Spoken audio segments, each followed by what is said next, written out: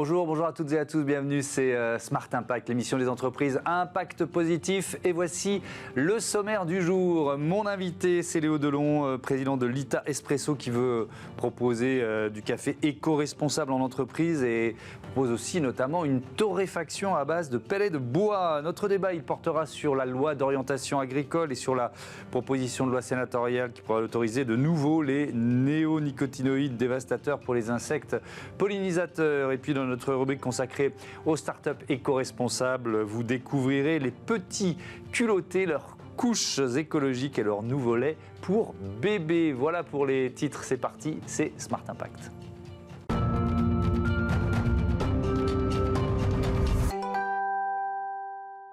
L'invité de ce Smart Impact, c'est Léo Delon. Bonjour. Bonjour. Bienvenue, vous êtes le président de Lita Espresso. Votre ambition, j'avais lu ça en préparant l'émission, c'est de révolutionner la consommation de café en entreprise. Avec quel levier, quel principe ? Donc nous, on va se différencier selon 3 axes avec Lita Espresso. Donc un premier axe, c'est qualité. Donc c'est-à-dire qu'on travaille sur de la torréfaction artisanale. On a établi nos recettes avec un meilleur ouvrier de France, premier meilleur ouvrier de France café. On a un gros axe développement durable aussi. C'est-à-dire qu'on a étudié on a fait une analyse du cycle de vie d'une tasse de café. On a identifié tous les impacts. Et en fait, via de l'éco-innovation, on va venir réduire cet impact à chaque étape du cycle de vie. Voilà. Et un troisième axe, c'est la proximité.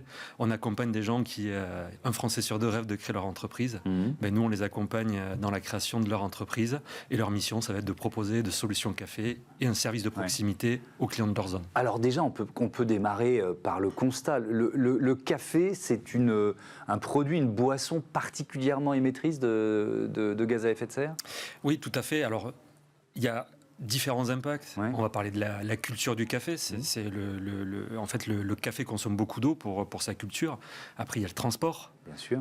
C'est forcément loin. C'est forcément loin, voilà. Peut-être que ça viendra malheureusement, mais pour le moment ça pousse pas en France. Après il y a la torréfaction, donc qui est en fait la cuisson du café qui là se fait en France. Il y a la machine qui est utilisée pour extraire le café. Et après il y a la fin de vie des déchets, que ce soit la capsule ou le marc de café. Voilà. Donc à chaque étape, on essaye de réduire cet impact. C'est beaucoup plus que le thé par exemple, qui lui aussi pousse pas partout sur la planète, etc.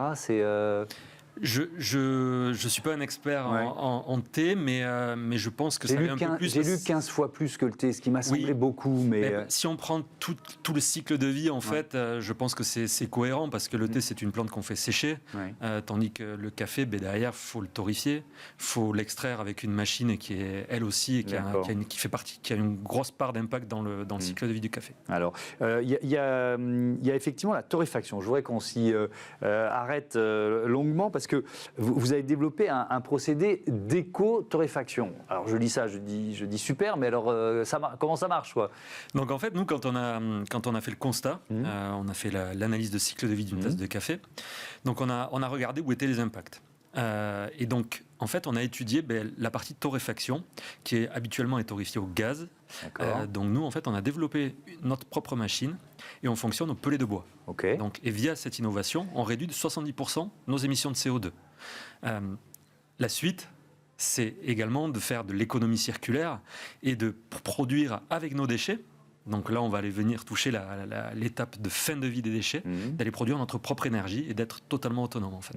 Mais c'est forcément au gaz ? Sur de la torréfaction, ça peut être à l'électricité et nucléaire, et à ce moment-là, on est dans un bilan carbone qui est bien meilleur. Vous voyez ce que je veux dire ? Sur des petits volumes. Sur des petits volumes, c'est-à-dire sur un torréfacteur que l'on va avoir limite en personnel, c'est-à-dire de 1 ou 2 kilos par toutes les demi-heures, on va pouvoir torréfier au gaz. Sur des torréfacteurs avec des plus gros volumes qui correspondent à nos volumes à nous, l'électricité ne fonctionne pas.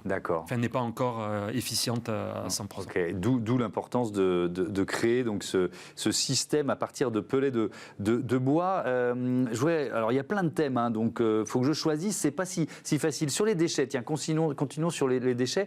Alors vos dosettes. Parce que c'est des machines à dosette que vous proposez, c'est des grandes machines qu'on peut avoir parfois dans les entreprises, c'est quoi ? On a différentes typologies. Donc aujourd'hui, quand on a lancé la société, 70% de nos ventes, c'était les capsules. D'accord. Donc on était parti de ce constat-là. Donc on avait développé une capsule home compost et on avait surtout développé un circuit de collecte et de compostage des capsules. Okay. Aujourd'hui, on suit la tendance du marché et ça s'est inversé. 70% de nos volumes sont du café en grain ou du café moulu et 30% de la dosette. Ouais. Voilà.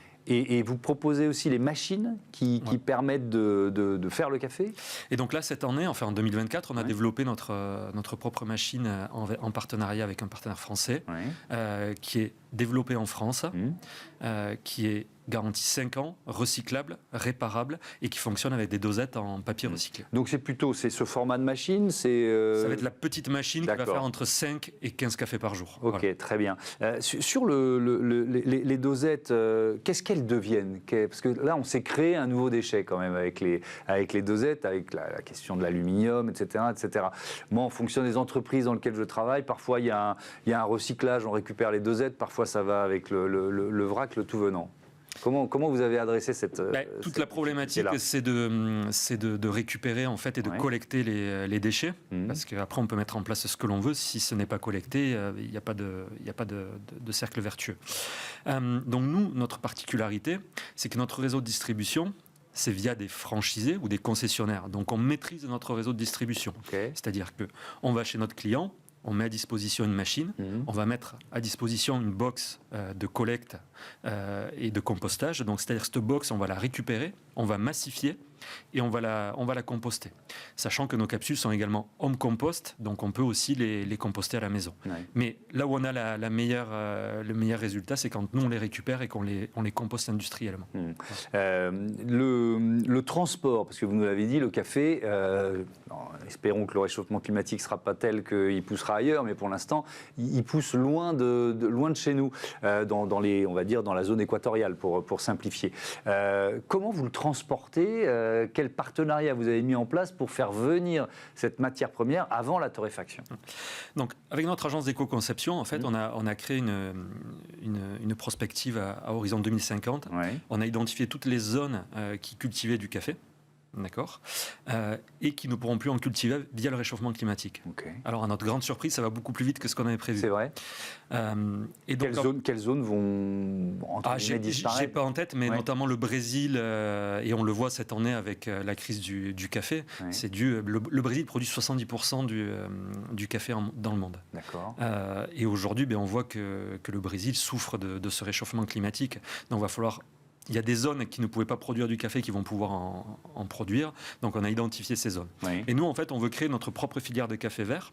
Déjà pour avoir sur place des actions sociétales et auprès des producteurs. Ça, on en reparlera de leur rémunération. C'est ça, de vérifier qu'ils sont payés à leur juste valeur et qu'il n'y a pas de travail d'enfant, etc. Puis après, il y a le transport. C'est ça. Et après, avec le transport, donc nous, on commence à ramener nos premiers cafés à la voile. Donc avec des voiliers cargo. Donc là, nos premiers cafés sont arrivés de Colombie et on veut vraiment développer. À horizon 2030, on veut être à 100%. Oui, parce que pour l'instant, c'est le début, c'est ça? C'est le début. C'est quelques pourcentages. Toutes les routes ne sont pas ouvertes. Là, on est en train de travailler aussi sur la partie Éthiopie qui est un de nos fournisseurs. Mais alors, voilier cargo, c'est forcément, je pose des questions peut-être à côté de la plaque, mais c'est forcément plus long, c'est forcément plus cher ou pas? Alors, c'est un peu plus cher, parce qu'aujourd'hui, c'est pas démocratisé.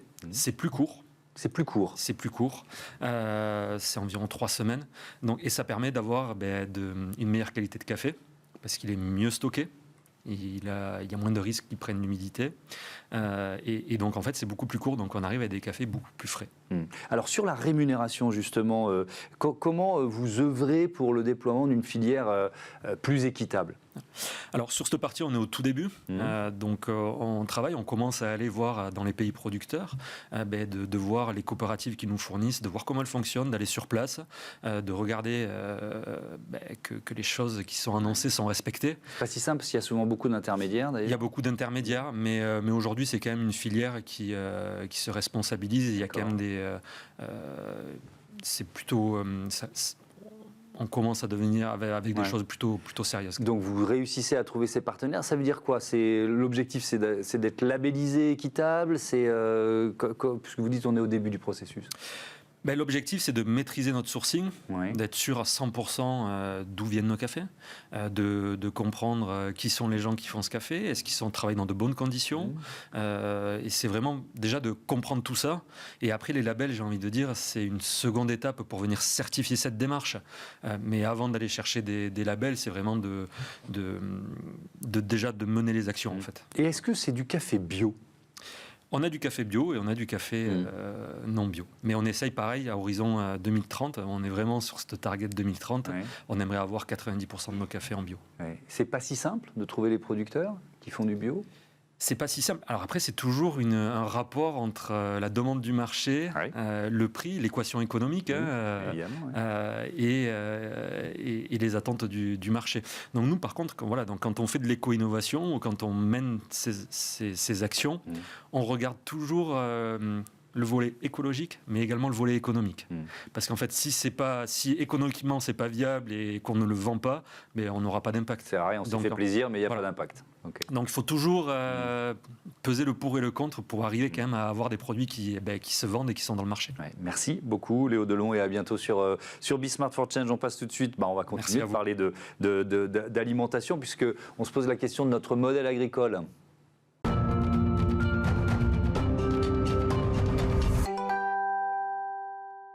C'est le débat de Smart Impact. On parle agriculture. Quel modèle pour notre agriculture avec Thomas Outayakumar. Bonjour. Bonjour. Bienvenue. Vous êtes directeur des programmes à la Fondation pour la Nature et l'Homme. Johan Coulmont, bonjour. Bonjour. Bienvenue à vous aussi, chargé de plaidoyer à Génération Future.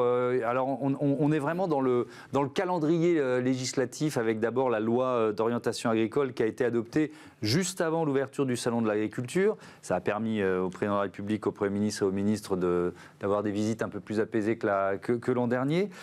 Elle était d'abord destinée à ça, à apaiser les tensions, d'après vous ? Alors, elle était clairement destinée à apaiser les tensions après un an de crise agricole. Alors, juste pour rappeler quand même à ceux qui nous écoutent, la LOA, c'est la loi qui dessine le futur de l'agriculture en France pour les 10-15 prochaines années. Donc, c'est une loi extrêmement importante. C'est quand même une loi qui va, en tout cas, nous ancrer dans tous ces sujets, souveraineté alimentaire, priorité nationale. Et donc, son objectif premier, c'était d'installer massivement des paysans. Vous le savez certainement, d'ici 5 à 10 ans... un problème de renouvellement de génération. Exactement. Un agriculteur sur deux devra partir à la retraite d'ici 5 à 10 ans. Et donc, c'est un enjeu de priorité nationale. Et avec beaucoup d'exploitations qui ferment. C'est aussi la tendance de ces dernières années. Donc, il y avait d'abord cet objectif. Et c'est justement ça le problème. Parce que ces dernières décennies, ce qui s'est passé, c'est qu'on a des fermetures en cascade et on a perdu des centaines de milliers de paysans. Donc l'idée de la LOA, c'est de reproduire les erreurs du passé. C'est-à-dire de continuer à prendre le virage productiviste, c'est-à-dire une consommation importante en capital, une consommation importante en pesticides de synthèse, en engrais azotés de synthèse, et donc des fermes plus grandes, plus concentrées, avec moins d'agriculteurs. Et au contraire, il aurait fallu prendre le virage agroécologique. Oui, mais comme vous nous l'avez dit, on est à un an, presque deux, de manifestations d'agriculteurs qui critiquent notamment la surtransposition des normes environnementales. Vous ne pouvez pas faire comme si ces manifestations n'avaient pas eu lieu. On en avait parlé sur ce plateau la dernière fois. Les enjeux de surtransposition, c'est ce qui a animé tous ces débats autour de la crise agricole. Ça fait des mois qu'on a demandé cette liste de surtransposition et on ne l'a toujours pas. Il y a un néonicotinoïde, et je laisserai la main à la personne ici présente, Johan, en partie, à Johan. Le seul néonicotinoïde, c'est-à-dire ce neurotoxique qui pose problème, c'est l'acétamipride. Donc c'est ça dont on a beaucoup entendu parler, et c'est celui effectivement qui est autorisé par les autres pays européens jusqu'à 2033 et qui ne l'est pas en France. Pour le reste, c'est un tout autre sujet et c'est pour ça que ce sujet sur transposition a été très largement gonflé. Alors il y a effectivement sur ces néonicotinoïdes une proposition de loi portée notamment par Laurent Duplon et Franck Ménonville. L'objectif, c'est quoi ? Moi, ce que j'ai lu, c'est lever, et ça rejoint l'objectif dont on parlait, lever les contraintes à l'exercice du métier d'agriculteur. En quoi, pour vous, c'est potentiellement dévastateur ? Alors en fait, si on replace un peu aussi dans le contexte ce que sont les néonicotinoïdes, à la base ce sont très peu de substances qui ont été interdites en France. La position de la France, elle s'est basée sur un avis de scientifiques indépendants. Il y avait donc une task force spéciale sur les pesticides systémiques qui a passé en revue plus de 1000 études scientifiques. et qui en conclut aux effets notamment dévastateurs pour les pollinisateurs de ces insecticides néonicotinoïdes, mais il y a aussi des effets pour la santé. Par exemple, si on prend la santé humaine aussi. Sur la santé humaine, la plupart des néonicotinoïdes sont aussi des perturbateurs endocriniens. D'accord. Et si on prend le cas de l'acétamipride, qui est celui dont on parle le plus, on parle d'effets qui peuvent poser des problèmes de neurodéveloppement chez l'enfant en cas d'exposition in utero. On va jusqu'à retrouver des traces d'acétamipride dans le liquide encéphalorachidien. Enfin, il y a quand même plusieurs effets et plusieurs marqueurs qui montrent que cet insecticide il est assez problématique. Et alors, pourquoi on a des parlementaires qui veulent finalement l'autoriser de nouveau? Parce que, c'est ce que vous évoquiez, d'autres pays européens les utilisent. Alors, il y a notamment les betteraviers qui sont en première ligne sur ce sujet. Il y a notamment les betteraviers, mais la filière dont on a le plus entendu parler, qui a été notamment utilisée par la ministre de l'Agriculture, c'est la question de la filière noisette. Oui. Avec des comparaisons avec des pays comme l'Italie, la Turquie. D'accord. Pourtant, quand on regarde au niveau des rendements de la filière noisette, quand on compare avec notamment les données qui sont disponibles sur le site de la FAO, donc c'est l'Institution des Nations Unies sur l'agriculture et l'alimentation, les rendements français sont supérieurs à ceux d'Italie et supérieurs à ceux de la Turquie aussi. Sans néonicotinoïdes. Sans néonicotinoïdes. Et on voit même que en 2023, la France a atteint son pic de production de noisettes sans acétamiprid. Donc vous dites noisette, faux problème. Betterave, vrai problème ou pas? Betterave, pas non plus de problème a priori. Enfin, si on prend aussi sur le niveau des rendements, il y a aussi une interview donc, de Françoise Gattel, hier, ministre déléguée à la ruralité. Ouais. C'est ça, qui justement évoquait cette situation des betteraviers et qui parle notamment de la compétition avec l'Allemagne, parce que la filière betterave est un peu plus importante que celle de la filière noisette. Pareil, premier producteur européen pour la France, on est dans le top 10 au niveau mondial. Et donc, il y a plus une peur de compétition avec l'Allemagne, parce qu'on est à des niveaux de rendement similaires. Mais aussi, encore une fois, faux problème, puisqu'en fait, d'un point de vue biologique, en fait, l'acétamiprid cible l'ensemble des organismes, y compris les prédateurs naturels des pucerons qui peuvent causer la jaunisse de la betterave. Donc, on se passe de prédateurs naturels des ravageurs dont on essaie de se débarrasser. Et en plus de cela, on a des effets sur la santé humaine et en priorité sur les agriculteurs qui utiliseront ces produits. Quand on parle d'augmentation de la production grâce à la simplification des normes environnementales, vous m'avez dit tout à l'heure, on demande le détail de la surtransposition depuis des mois et on ne l'a pas. Mais vous dites que c'est un mirage. Pourquoi ? Parce que tout simplement, les rendements stagnent depuis des années. Oui. On a des rendements qui stagnent, voire qui baissent. Et donc, en fait, le fait d'avoir détruit nos sols, de les avoir abîmés, ça ne permet plus aujourd'hui de produire comme les années passées où les terres étaient boostées par ces engrais azotés de synthèse et par ces pesticides de synthèse. Donc, à force de les utiliser, on a quoi? On a appauvri nos sols? On a appauvri nos sols, on les a abîmés. Et donc, la voie de l'agroécologie tout à l'heure dont je parlais, c'est de réfléchir autrement. C'est de faire en sorte de s'affranchir de ces intrants, ces pesticides et ces engrais azotés de synthèse. Et je rappelle au passage quand même que les engrais azotés de synthèse sont massivement importés.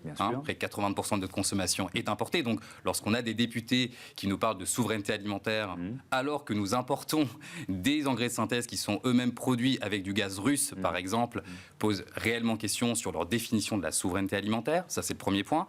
Et sur le deuxième, au-delà justement de cette question des rendements et donc de l'appauvrissement des sols, il faut rappeler aussi le coût politique qui a été joué. Et c'est ça dont il faut prendre conscience. La LOA, on a 2 rapporteurs, dont un qui s'appelle Monsieur Duplon. Et donc cette LOA a supprimé le terme agroécologie, dont nous parlons, et a justement introduit la notion que Johan évoquait, c'est-à-dire pas d'interdiction sans solution économiquement viable. Et donc ça déroule le tapis rouge à sa propre PPL, et il est sénateur, pour justement cranter toutes les dispositions qui vont faciliter l'usage des pesticides. Et c'est ça dont il est question aujourd'hui. Pourquoi il y a une partie des agriculteurs qui sont favorables, Johan Coulmont, alors que, vous nous le dites, les études le prouvent, c'est notamment dévastateur pour les pollinisateurs. Alors là, je parle des néonicotinoïdes, mais d'une mérgère. Et puis, ils sont les premiers touchés en matière de santé. Donc c'est quoi? Pourquoi c'est une question d'état d'esprit? C'est un manque d'information? C'est plus simple de travailler avec les intrants, les pesticides? Je pense que je ferai aussi très attention à ne pas essentialiser les demandes des agriculteurs. On a des demandes qui sont notamment portées par 2 syndicats majoritaires, 3 avec, donc on a la FNSEA, les jeunes agriculteurs, la coordination rurale, qui ne sont pas nécessairement ultra majoritaires. Pardon, sont ultra pardon d'interrompre, mais il y a eu Les des taux élections d'abstention, professionnelles. oui, avec des taux d'abstention aussi à quasiment 50%. Oui, mais dans donc ces cas-là, on n'a pas su convaincre les agriculteurs qui veulent faire la transition d'aller voter. je peux vous reparler d'un Non, mais sondage. je suis désolé, commandé par là, il y a un moment où mené d'ailleurs, par c'est PVA, général. Non, mais oui, mais le vote est là. mené par Le vote est là. près de plus de 600 agriculteurs, représentatif en termes de taille d'exploitation, en termes de filière. Oui. La question de l'interdiction des phytos n'était une source d'inquiétude que pour 4% d'entre eux. Ok, mais, je peux rebondir là-dessus, mais la si vous coordination rurale, qui est assez proche du Rassemblement national, elle a raflé 12 départements alors qu'elle n'en avait que 3. Et moi, je peux vous dire pourquoi. Ouais. Sur la question des syndicats majoritaires, aujourd'hui, il y a deux choses. Ils essayent de toute façon de pérenniser le modèle productiviste, Ouais. c'est-à-dire de favoriser les grandes fermes et donc les gros agriculteurs, c'est-à-dire ceux qui sont dans le décile des revenus les plus importants. Donc on est sur une loi aujourd'hui qui va favoriser les agriculteurs les plus nantis. On ne parle pas de ceux justement qui vivent sous le seuil de pauvreté ou ceux qui sont les plus démunis. Ça, c'est un point extrêmement important. Au-delà de ça, la coordination rurale, si elle a explosé, exploser, c'est un grand mot, on va dire si elle a pris plusieurs chambres, parce que ça reste quand même la FNSEA qui a la majorité des chambres aujourd'hui, 80% des c'est parce qu'ils ont attaqué aussi des sujets qui semblaient en tout cas les plus imprégnés chez les agriculteurs, les enjeux d'accords de libre-échange, les enjeux d'asymétrie des pouvoirs dans les filières agroalimentaires, c'est-à-dire pourquoi est-ce qu'aujourd'hui on se retrouve avec le secteur agroalimentaire et de la distribution qui capte majoritairement la valeur, et ils ont su mieux en parler. Le problème en fait de la coordination rurale ou même de la FNSEA dans les grandes mesures, c'est qu'ils ne prennent pas conscience de l'impact du modèle productiviste sur l'environnement. Et lorsque vous avez des agriculteurs qui se sentent démunis, qui eux-mêmes disent vouloir sortir des pesticides, qui eux-mêmes disent que c'est pas par gaieté de cœur qu'ils utilisent des pesticides, bien sûr. on ne leur donne pas des solutions réelles. On leur donne en fait juste quelques arbitrages politiques à gagner. Et dans des moments d'effervescence, et comme la crise agricole a pu démontrer un petit peu l'embrasement du monde agricole, il faut trouver des solutions concrètes et on ne leur a pas donné. Et donc, je reste avec vous, Thomas Outaya-Kumar. Quand il y a une majorité peut-être d'agriculteurs qui disent la transition écologique, c'est une nécessité. C'est vrai, quand on regarde les sondages, il y a une prise de conscience qui est réelle. Comment les convaincre de voter pour les syndicats agricoles qui portent ces enjeux? Déjà, moins donner la parole aux syndicats majoritaires. Ça, c'est une première chose. Je veux bien que les médias aient une part de responsabilité. Pas que. Non, mais c'est vrai. C'est parce qu'aujourd'hui, lorsqu'on a des syndicats majoritaires qui prennent beaucoup la parole et qui représentent des agriculteurs en leur faisant miroiter des simplifications de normes, des simplifications environnementales, en leur disant que tout va bien se passer, il suffit juste un peu de tourner la lunette vers le passé et de montrer que ça n'a rien changé. Et justement, c'est encore pire.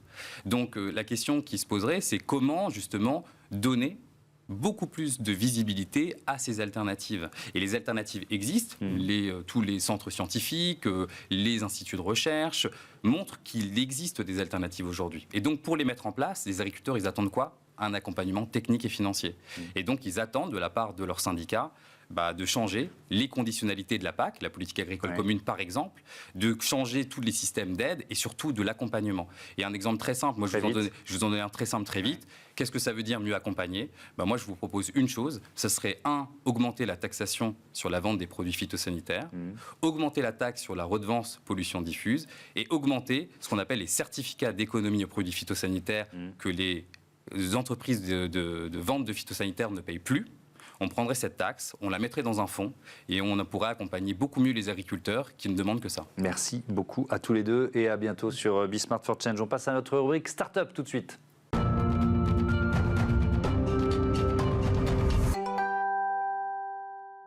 Smart Ideas, notre rubrique consacrée aux startups éco-responsables avec Johan Bonnet. Bonjour. Bonjour. Bienvenue, vous êtes le cofondateur des Petits Culottés, créé en 2018 avec Mathieu Batteur. Et avec quelle idée? Racontez-moi.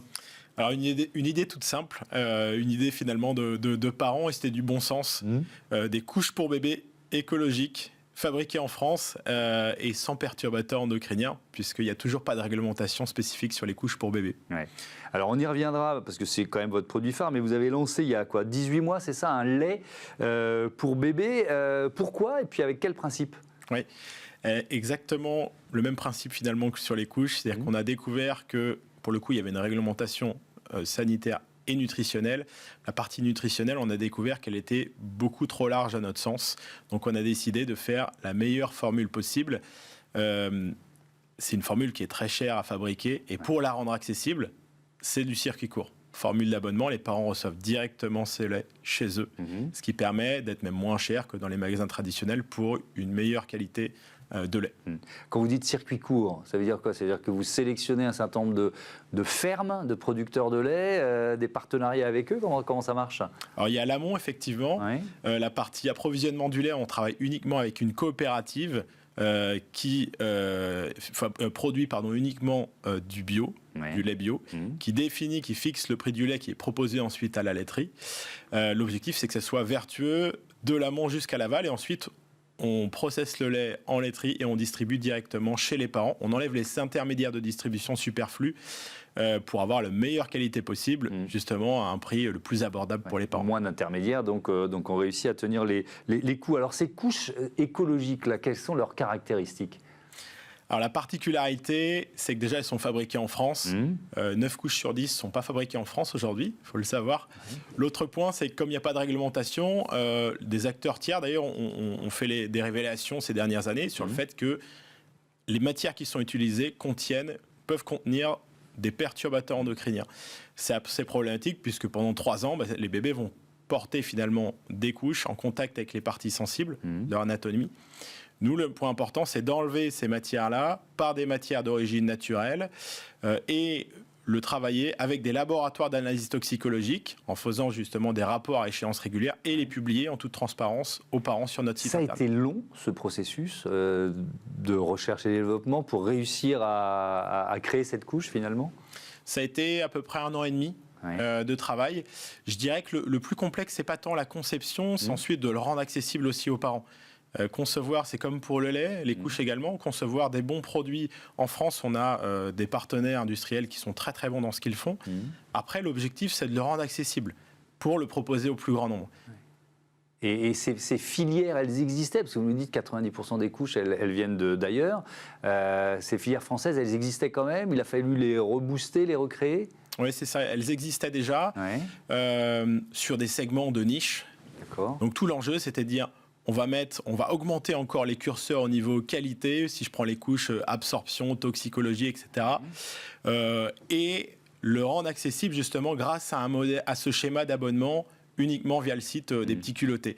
Et historiquement, c'est des industriels qui avaient soit qui limitaient leur curseur, leur cahier des charges parce que trop coûteux, donc impossible à vendre, soit s'adressaient à des marchés élitistes, donc peu accessibles au plus grand nombre. Donc ils ont dû changer un peu leur état d'esprit, leur process en quelque sorte?